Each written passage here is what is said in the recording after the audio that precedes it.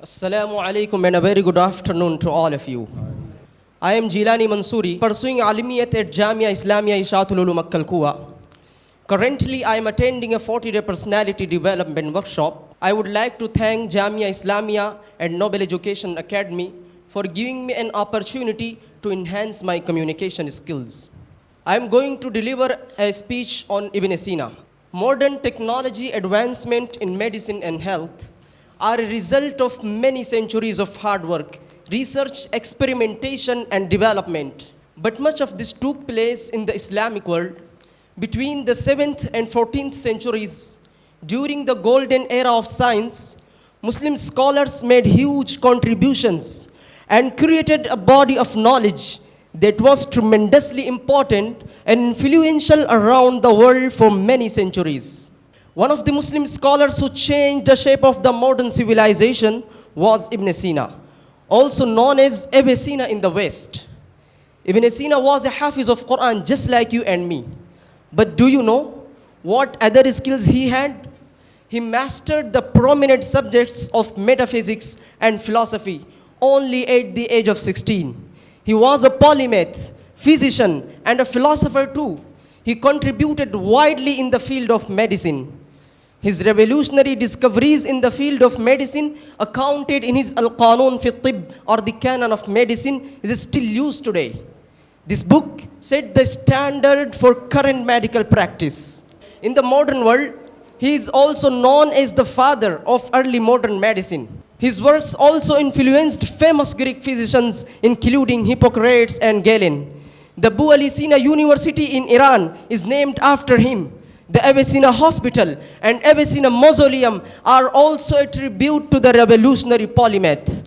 A crater on the far side of the moon is also named after him. Ibn Sina, along with other Muslim scholars, made profound contributions, and the world at that time could not have advanced if it were not for Muslim scientists taking the knowledge of the world in the spirit of Prophet, peace be upon him, who had said, Al-hikmatu dallatul mu'min. Knowledge is the lost property of the believer. Anywhere he finds, he is the most deserving of it. So in the spirit, Ibn Sina also served and cured several rulers from dangerous diseases. He treated many patients without asking for payment. He also wrote a book, Kitab al-Shifa, or the Book of Healing, and it is still used today by many physicians. Ladies and gentlemen, Ibn Sina made profound contributions to the field of medicine, astronomy, and philosophy when there were not many resources and educational institutions. There were almost no resources of knowledge at that time. When Ibn Sina could bring about a revolution with absolutely no resources, we can do it today when we have more and more resources. Alhamdulillah, we are also Hafiz of Qur'an just like Ibn Sina. We suddenly have more resources and opportunities than he had. We have a great institution and great guardians who are working tirelessly for our upliftment. We are being taught and trained almost all the modern day subjects and skills. My dear brothers and sisters, we are the torchbearers of the new civilization. We should realize our potential and abilities, and we should take up this great task to bring about a change in today's world. If we continue to get such great exposures and workshops, then I definitely think we can be the next Ibn Sina of the modern world. We can bring back the golden age of science. We can bring back the pride we had. We can surely touch the heights of success as others do. Let me assure you that inshallah, one day this great institution would become a center of producing the great Ibn Sinas and would spread them around the world.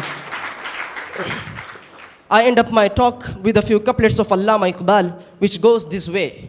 नहीं है ना उम्मीद इकबाल अपने किश्त वीरा से ज़रा नम हो तो ये मिट्टी बड़ी ज़रख़ेज़ है Saqi. And in Arabic, بقدر الكد تكتسب المعالي ومن طلب العلا سهر الليالي. I conclude my speech thanking you all for listening to me patiently, and have a nice day.